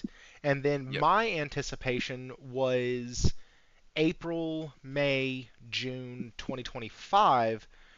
That's when we would get one of the heavy hitters, be it whatever Ben's working on, be it Ghost of Tsushima 2, be whatever. One of the heavy hitters. Yep. So there's a few parts to this, and it's coming out of their forecasting information, and we're reading into that. So, and we'll find out more at their strategy meeting next week. And some of the Sony Group strategy stuff that came out this morning probably gives a bit more of a, or earlier today gives a bit more of a highlight, but an insight rather. So, PlayStation has got an issue with costs. They don't have an issue with generating revenue. They have an issue with the costs of generating it. Building games internally costs a crap ton of money. And the trade-off to that is it doesn't cost them a crap ton of money to do games similar to Helldivers 2 or Rise of the Ronin or Stellar Blade or those other partnership games in which PlayStation also acts as the publisher, because they're not paying for all the costs associated with the development. They're just funding the development to a degree, and then they're getting the benefits of doing the publishing as part of the deal. So there's no cash exchange, but there's revenue that they get to put on their books. And this is all bean counter stuff. I don't expect everyone to understand how this works, but the long and the short of it is they're gearing up for these partnership arrangements, particularly with XDevs, their XDev department within PlayStation to work and deal a lot of these things because they're just cheaper than running a studio. Running a studio costs a phenomenal amount of money, and the US studios are costing an absolute bomb. They can consolidate some of those studios into individual buildings. They can do some other activities in consolidating tech support and other bits and pieces to try and streamline it. And this is the stuff that Jim Ryan should have done when he was in charge of finalising that global consolidation from 3 regions to 1, but he never did it. It's probably the one thing he should have that he didn't, which disappoints me in his tenure. But he did a lot of other things really well to sort of, you can look past it to a degree, but that's why they've now got 2 CEOs. There's a lot of work to do in transforming from the current structure into a more modernized structure that still delivers what they need to deliver, but does it in a more cost-effective manner. So that's the background. Where are the games? Well, we know that they had some issues in the US around getting things up and running and management not hitting deadlines, hence why Connie Booth is no longer with PlayStation, and why they've now got Angie Smets and Herman Holst were looking after those studios jointly, and Angie's probably going to stay on board there, most likely, but there's also some chat about her going back over and looking after Europe, and they get someone else to look after America. But those big studios have not churned out a lot in the last few years, and there's an awful lot of expenditure that's been pumped into some of these games. They take time to build, especially when they keep growing and growing and growing. So the forecast is suggesting that we're not going to get any of their big core titles coming out in this, before the end of March 2024, or there's going to be a reduction of them. There's about 7 of them that by the time for development would or should be in that window, but it's likely we're only going to get 2 or 3. And that's not different to what PlayStation had been doing in previous years, where they're averaging 4 games a year in terms of their first party output. But again, it's they're counting PC releases and remaster remakes and sequels and that sort of stuff. The big games like Wolverine, I don't expect to see that until June to September window 2025. I don't expect to see a Ratchet and Clank game. They're going to put that one on the shelf for a little bit, from what I understand. Uncharted, that's probably a long way away, if ever. Whatever Naughty Dog's working on, they've shelved up Factions multiplayer and then redirected into Last of Us 3 and something else. But they've got the TV show that they've just finished up filming, and they're doing a lot of work on that. Sucker Punch has got 2 teams running, but they're both running work on Ghost of Tsushima 2 or whatever that's called. San Diego Studios is doing its annual release of MLB, so that'll be one of the games that gets released. Though everyone seems to forget about that game. If you've got whatever Ben's working on, that's probably a good 18 months away still.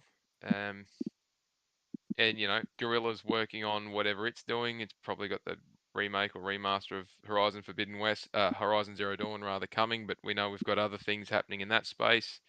They've got a MMO multiplayer that they're working on.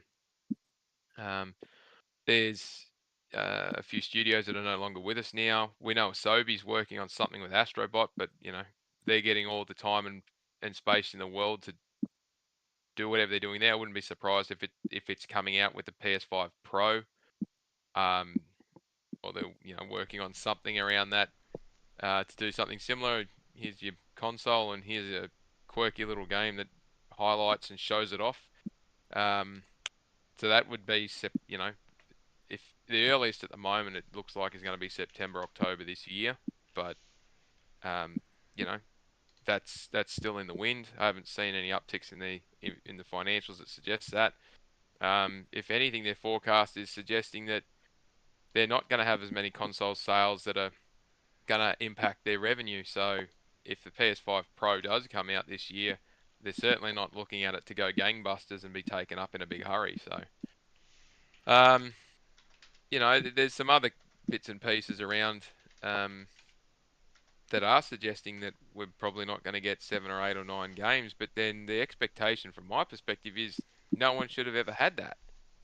They've only ever done 3 or 4 a year. And 2018 was considered one of their, more recent history, one of their better years, and they only did 3 games. Granted, one of those games was Ghost of Tsushima, and the other one was The Last of Us Part 2. But right. You consider the amount of games that are coming out, and that the strategy or the business plan for PlayStation is they make more money off third parties and second party deals than they do off building games internally. And the purpose for them to have internal studios has always been to push to the nth degree the ability to sell the console. And they're now transitioning away from that as the sole reason to being just the primary reason.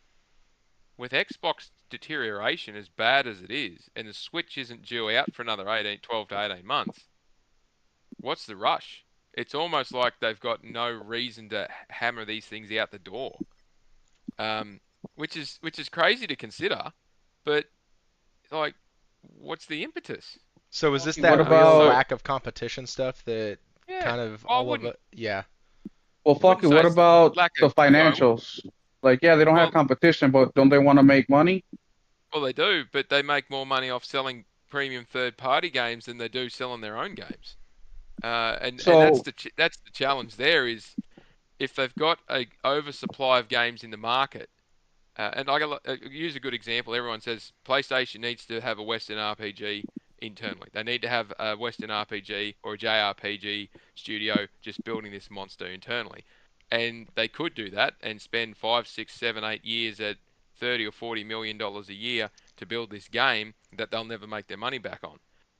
Why would they do that and compete with Lariat and Square Enix and Capcom and all these other partners that they currently have, where they could probably just put a tenth or a 20th of the amount of money forward and go, we'll give you a bit of funding, we'll give you some marketing,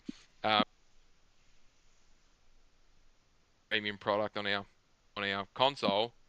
We don't have to give you any major exclusive deals anymore because Xbox hasn't got the money to do it, and you're building a game that won't run on the Switch. So if it's PlayStation PC, um, we're reducing our costs and we're making a crap load of money. That's the sort of situation they're looking at, and when you look at that and when you do the analysis in the cost situation, you go somehow they've got to wipe out in PlayStation business segment. They need to reduce expenditure by somewhere between $1 and $2 billion a year just to get to that 10% um, operating profit mark. And the easiest way to do that is to slow down the speed of the games you're building. That's the easiest way to do it. And then you do some other cost reduction activities around making sure all your tech support's not in 30 different places. It's in one or two different key locations, and just synergizing some of that stuff. Pulling $2 billion worth of cost out isn't difficult, but it does mean you can't have Naughty Dog spend 6 or 7 years building three different things that never see the light of day. And then that's part of the other issue they've got. Connie Booth and co with that high output um, operations over in America just couldn't sustain that because they weren't generating revenue. Other than the couple of remakes that Naughty Dog put out and Ghost of Tsushima now going to PC, what's come out of there since 2018? Not a lot, and it's mostly come from Insomniac.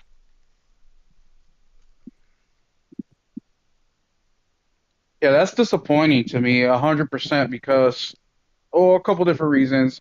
And the first one, if I'm just over here, brainstorming, I would figure, okay, PlayStation's coming out with first party games, basically as console sellers. They're making the money off the third party. So shouldn't we be coming out with more first parties to boost the hardware sales, to therefore boost the third party sales, therefore to boost financials? I'm okay with getting two Sony first party games per year. The reason I say that is because the third party market is very heavily supplementing my gaming. But quality is quality, and nobody does it like PlayStation. And I guess the thing that I'm disappointed about is the last first party game that we got from PlayStation was Spider-Man, I Hmm. believe, and that was in October. So now we're going October, November, December, January, February, March, April, May.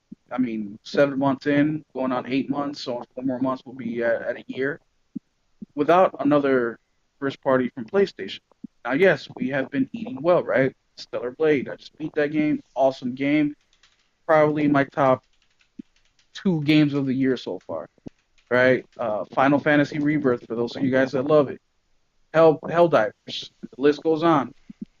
I always make fun of the Xbox guys because I'm like, yeah, PlayStation is releasing a first, exclusive every quarter on accident, right?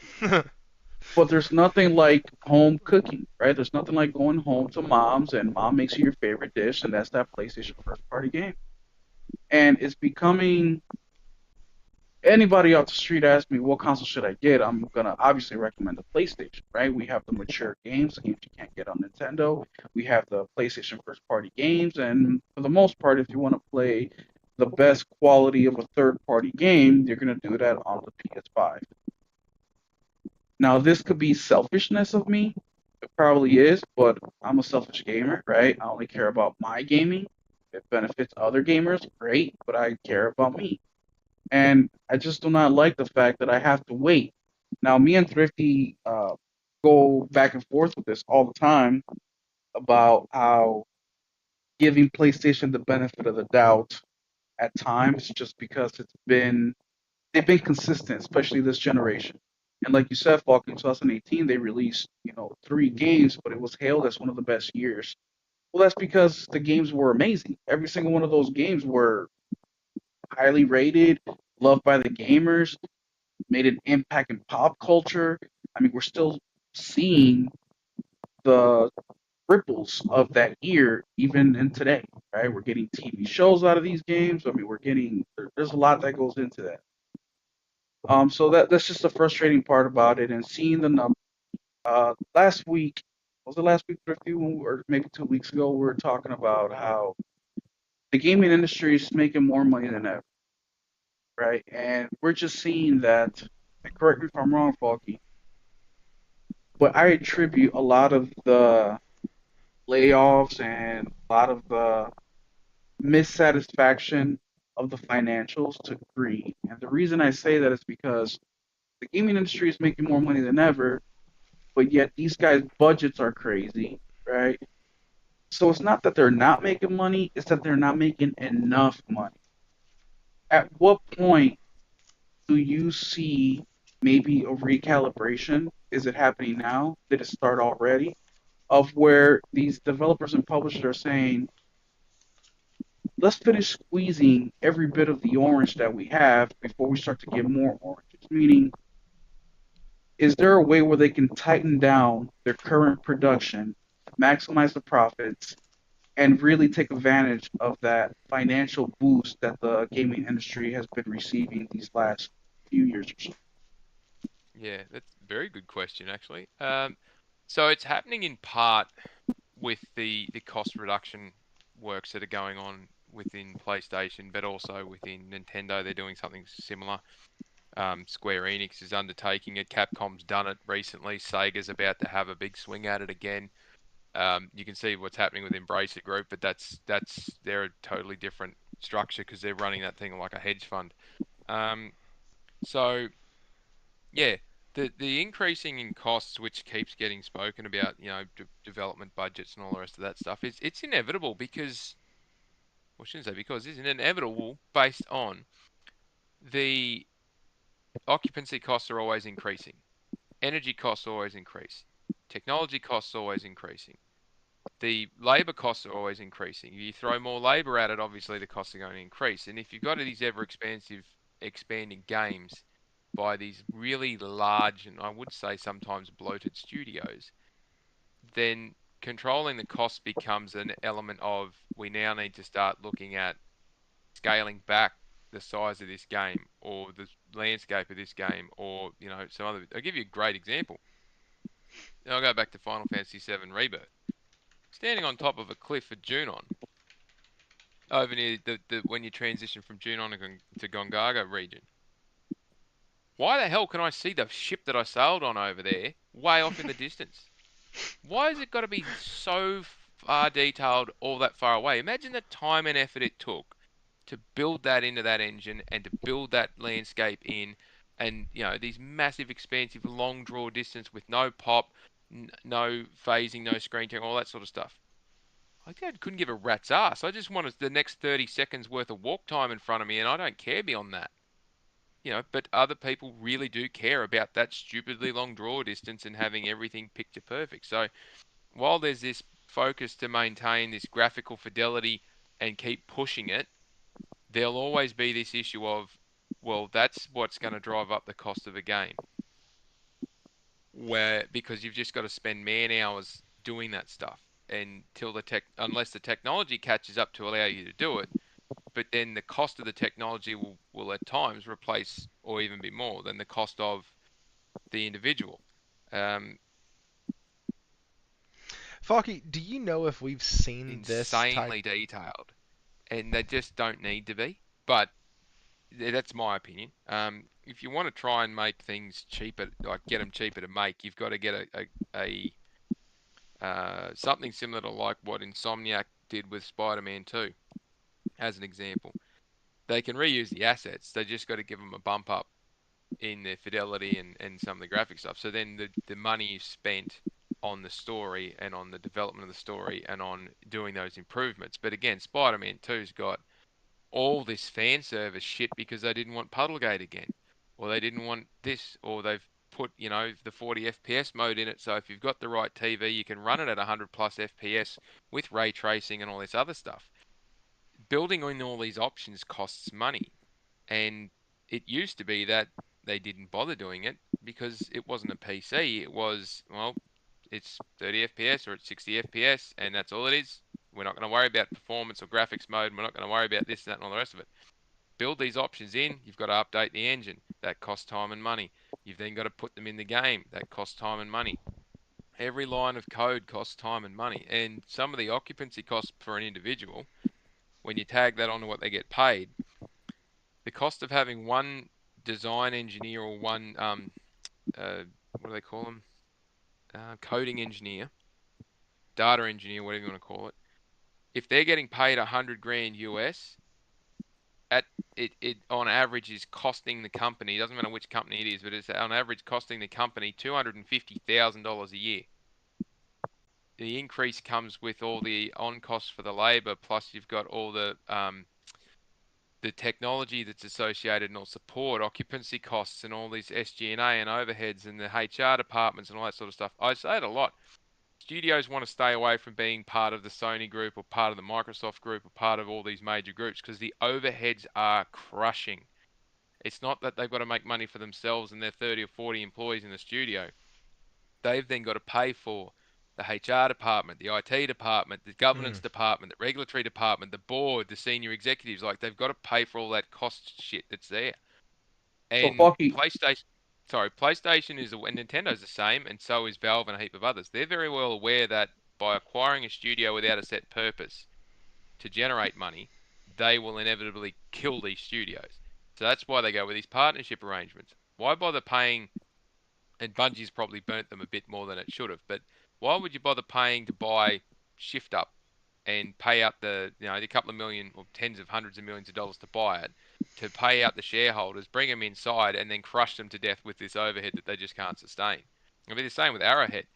There's an overhead that they just cannot sustain, and that's part of these conversations when they look at these acquisitions.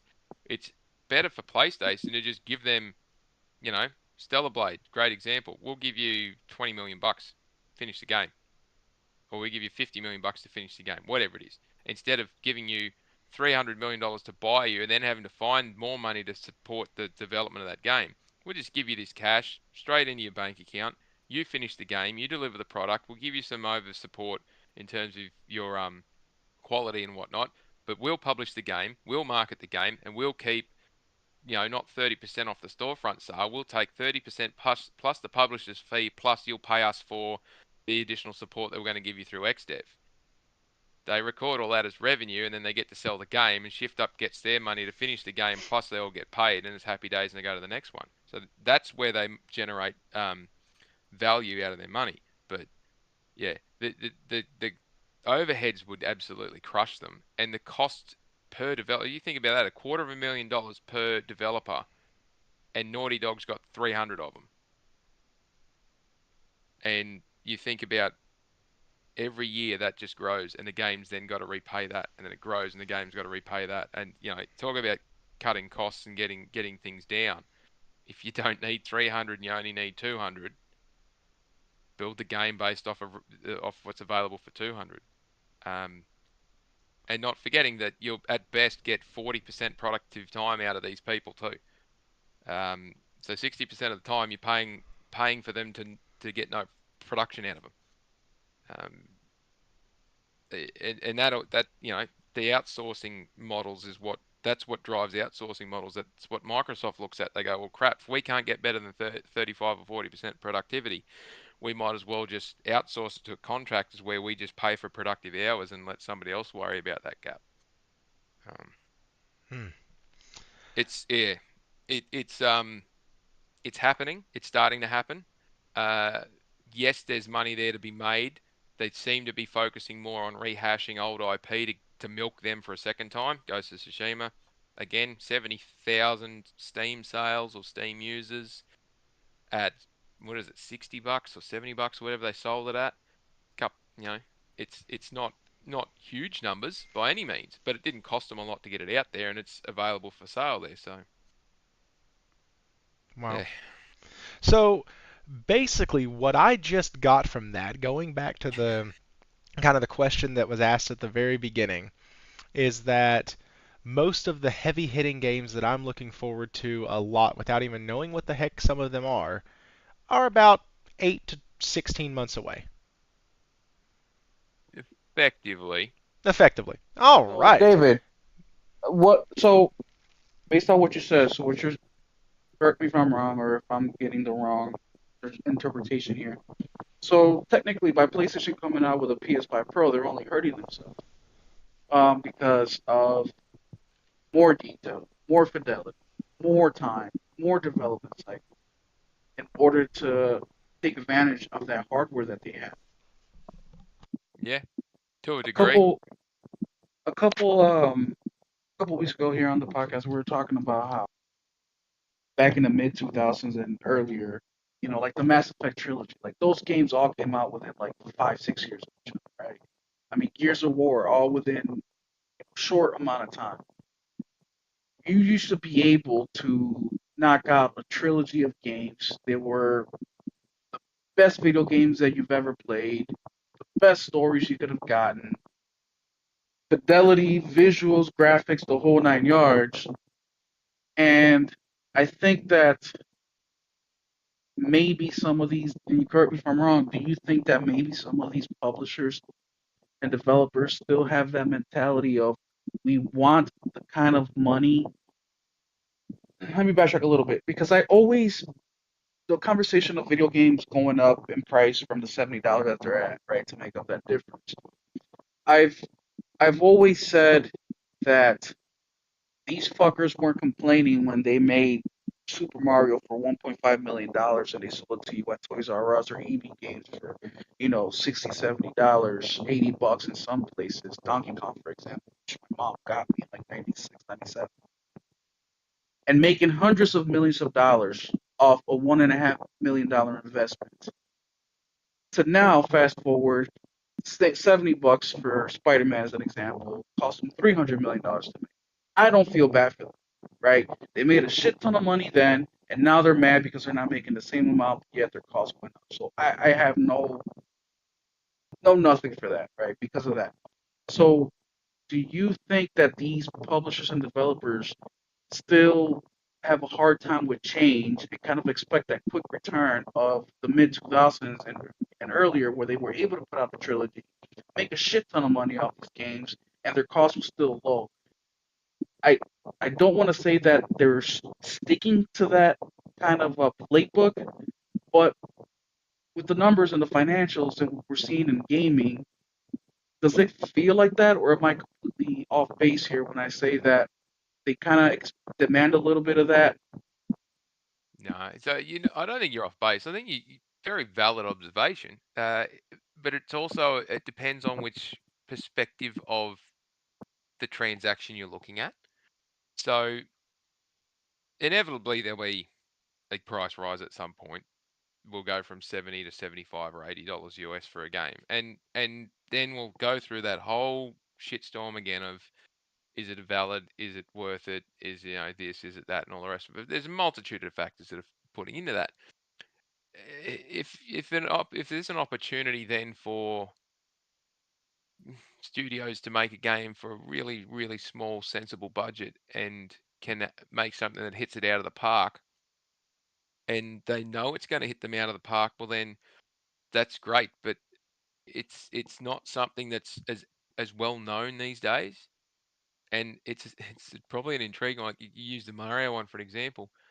I don't know if the next Mario game is going to hit as hard as what the last ones have. The last couple have done well, but just they haven't seemed to have been the big one. It's I don't know.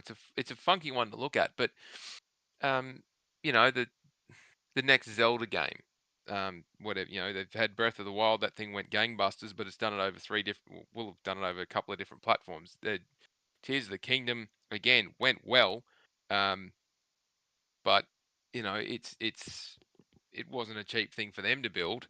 Um, the next one, if they decide to go with something that's an improvement because that's what they expect that the market wants, well, I just don't see how they would take a step like backwards in cost to be able to like building that same thing now would cost more even if to build the same thing.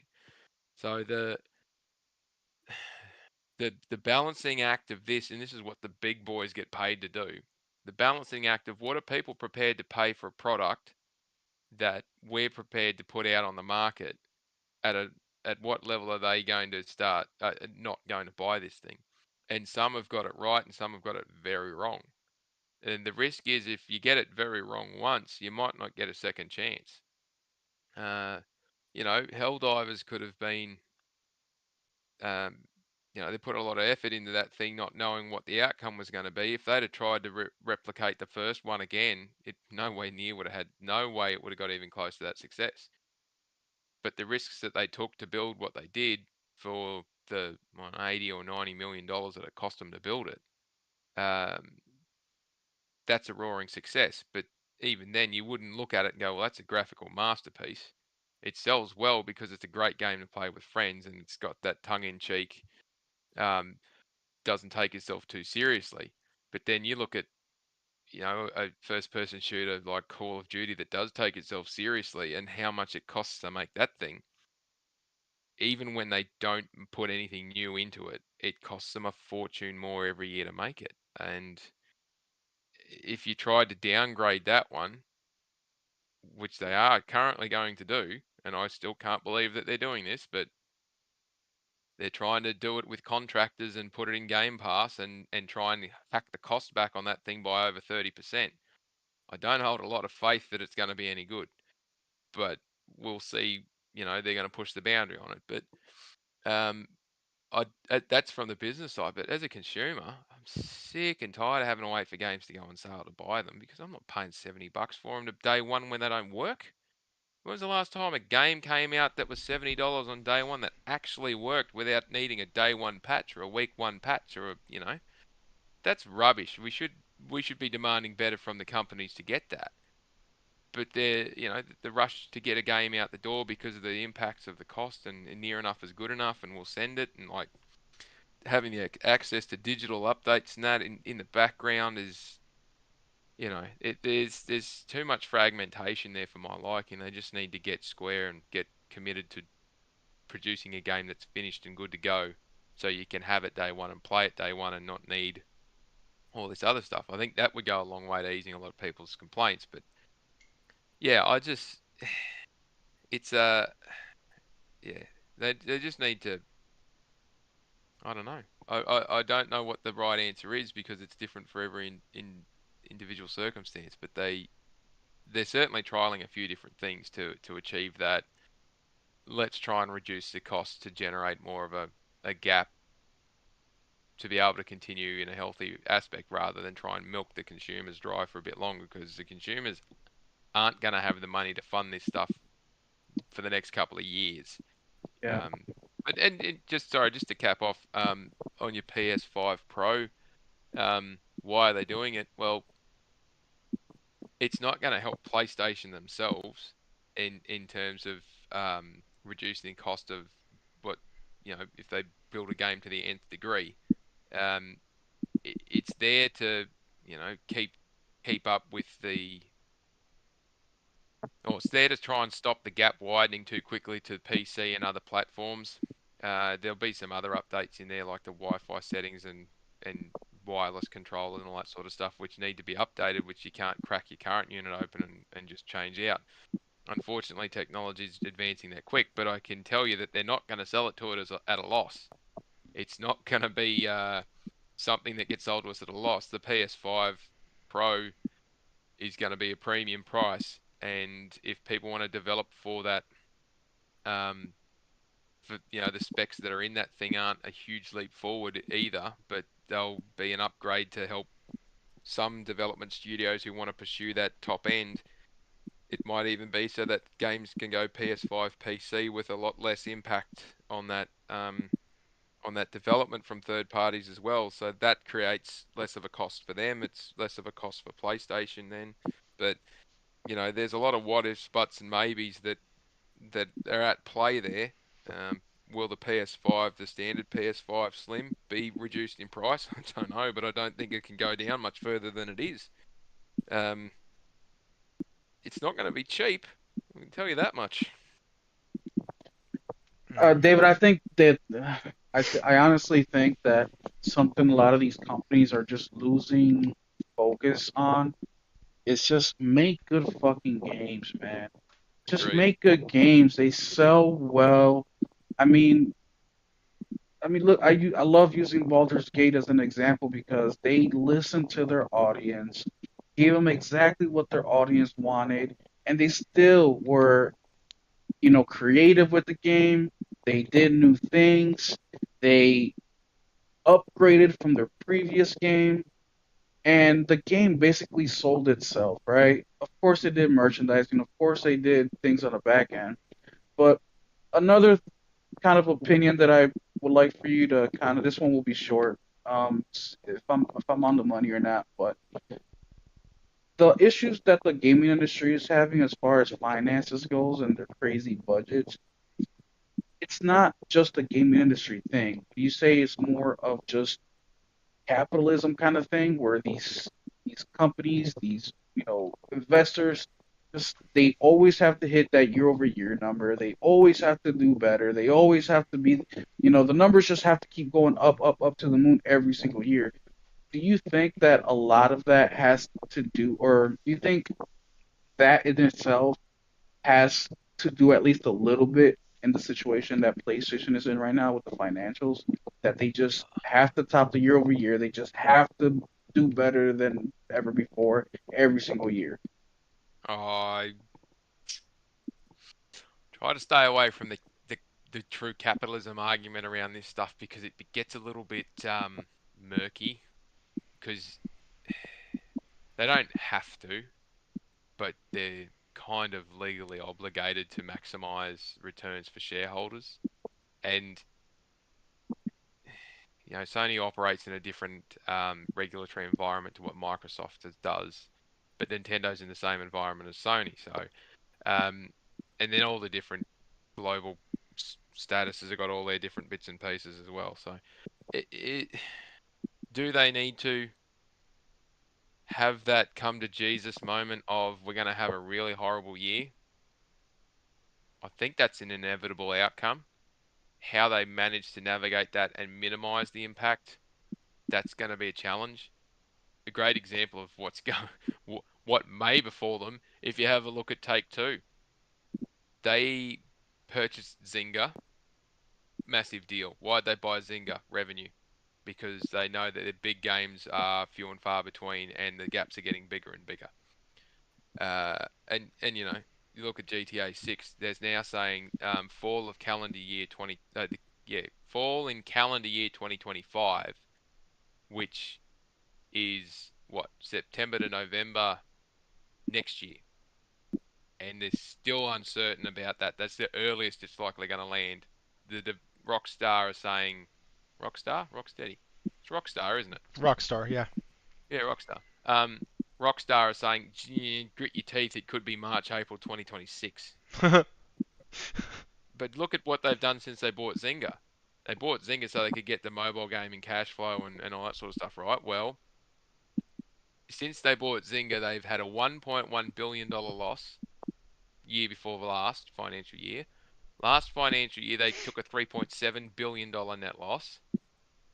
And and that was after being at a operating net loss to start with, of nearly $1 billion. So they're in the hole for nearly $5 billion net loss. The impact to shareholders has been they've lost over $20 a share, lost earnings. Not like they've had to contribute money in, but that's just earnings that have never eventuated. Um, so when they get to next year, they're already forecasting a $500 million loss, which is going to impact shareholders even more. So Take Two will have had 3 consecutive years of shareholders getting nothing.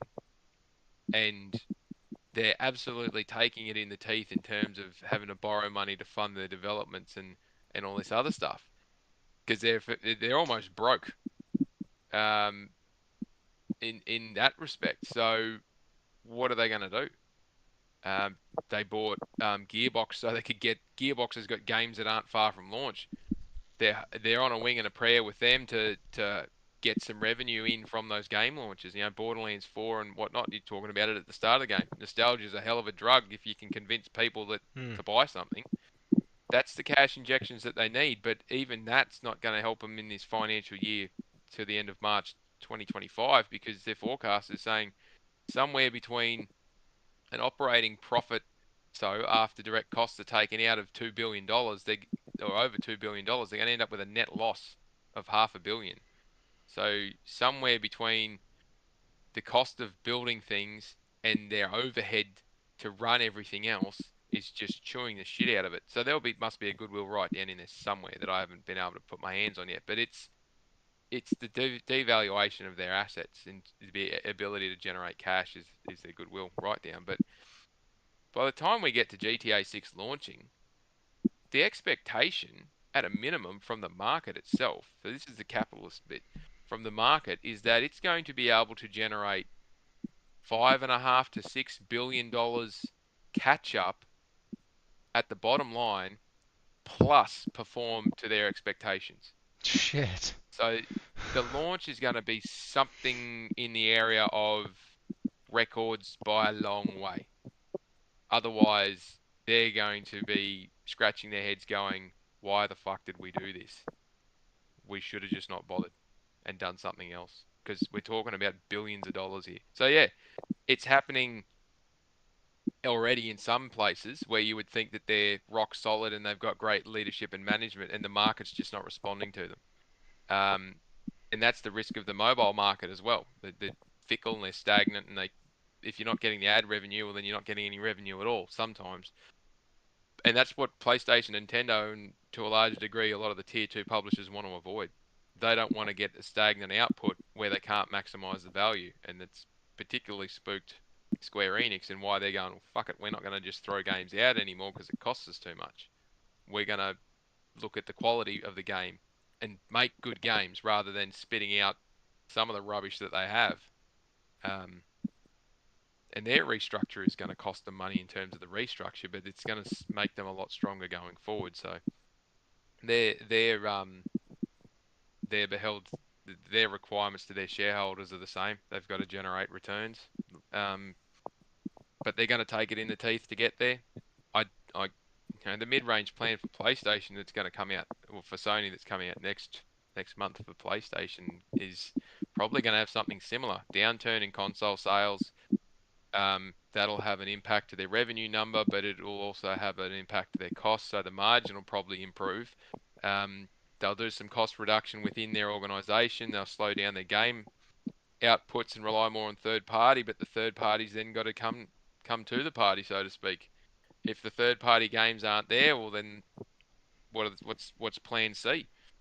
They can't afford to not have third party games coming through. So we don't hear much about their first party studio stuff, but we certainly do need to be hearing about what third party games are coming. And that's going to have a big impact across a couple of different areas. So hopefully, what that means for us as consumers is the charge ahead for the price rise is just not going to be there. Hopefully, it means that we'll get some good quality games coming through rather than this plethora of rubbish that keeps coming out. Falky, I think that it sounds doom and gloom, but I actually think that this is a great opportunity for the industry. No, that I sounds It really is. hopeful as think, hell. I see I what a lot of really these guys are think, doing is great. I mean, it's, well, it's the whole David versus Goliath thing, and I think this is the perfect time for David to step it up. For you guys that don't know, David was a sheep herder And who was Goliath was a able to giant. defend, and Goliath was a giant, exactly. He beat him with a slingshot and a rock. And then he No, but I sliced his think head it, off with a sword. yes, real gruesome.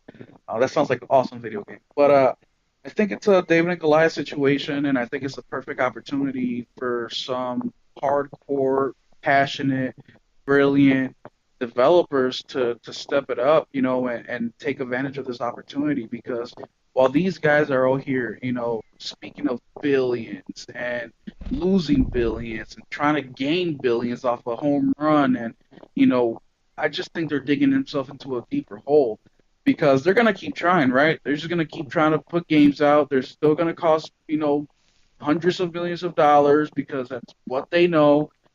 I think that it's time for these small guys to really get a game plan, get some funding, start really focusing in these games that cost 10, 15, 20 million dollars to make, right in that double A, space, kind of like what Hellblade was with the first game, a very small team, minimal financing in that space, but they made it feel like a big production. And they got tremendous success. And I think that if we can get some of that opportunity going and people actually take the bull by the horns and they do the thing, because these guys, we always joke around the ball players, right? The professional players, where their rookie year, sophomore, third year, they're killing it. Then that contract re-signing is due, right? They're about to become a free agent. Then they signed the big money deal, $100 million for whatever, 2 years, and their performance goes to shit. So I think that this hunger, with the small companies, I think it can really put these big companies to shame, and we've been seeing that this year specifically. Games like Helldivers, and I mean, I don't really want to include Shift Up in there, but I'll include them in there, right? Because they were they're doing a crossover coming into the console space. Um, and we have all these other games, that have been coming out recently, that have just been blowing up. And this is another reason why I make fun of PC guys, right? They have this, 3 million 4K processor, and they're playing games like, you know, uh, Survivor's IO. so yeah, Cult of the Lamb and shit, and it's doing very well. And look, Cult beat that game. It's great. But I think it's a great opportunity for developers like that and publishers like that to really get into. That's why I'm really impressed with what companies like Focus, and TQ, whatever their name THQ. is. Yes, I think that companies like that really have an opportunity in their hand, while all these, Take Two and all these other companies are battling about what game needs to make 5.5, $6 billion. They can focus on making a game that could make them 50 million, and now they're tripling whatever their investment was. And we have seen, based on recent history, that these games just happen to be the most fun.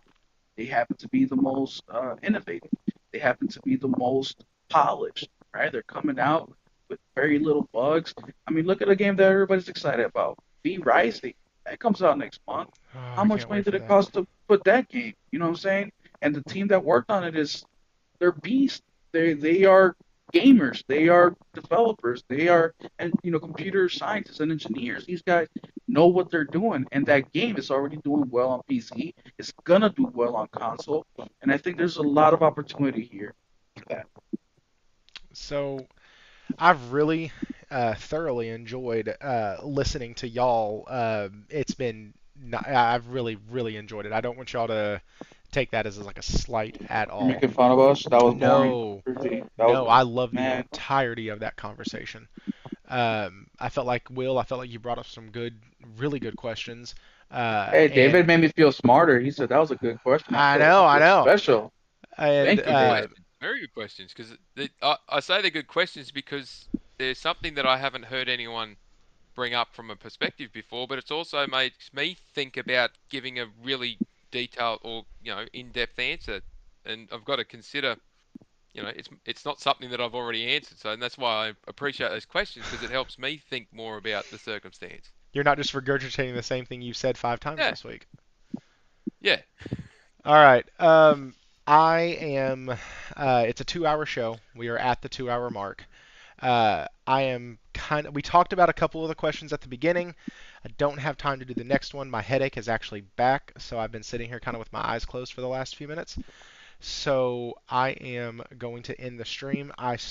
David, I do want to have you on because I do want to get your thoughts on gaming, on not just the industry, but I love talking to you about games, and I love talking to Will about games, even if he has to tell me something about a game about 55 times before I listen. Um, but I am going to go ahead and end it. Guys, Will's link is in the description. Falky's link is in the description for Twitter, or X, or whatever the heck we have to call it now. Uh, but guys, y'all have a wonderful night. And no, Wara's question quickly. Wara's question. Wara's question. Oh, David, this is to you. It's a real quick answer. Rugby league or AFL? Warawana's asking. Oh, rugby union is my preferred sport. But since I live in Victoria, all we get is AFL. So Oh, okay. Okay. There you go, Josh. I did that just for y'all. Uh, Thank y'all for coming. Thank y'all for showing up. Guys, I'm sorry. Typically we can run this thing later, but it's just not happening tonight. Uh, I'm going to go ahead and end this. Thank y'all for showing up. RPG, I know you're gone to bed already. Thanks for the gifted membership. Wara, thanks for the $2 super chat. On that way out, guys, hit that like button. Subscribe if you're new. We do this show every week, and we will talk.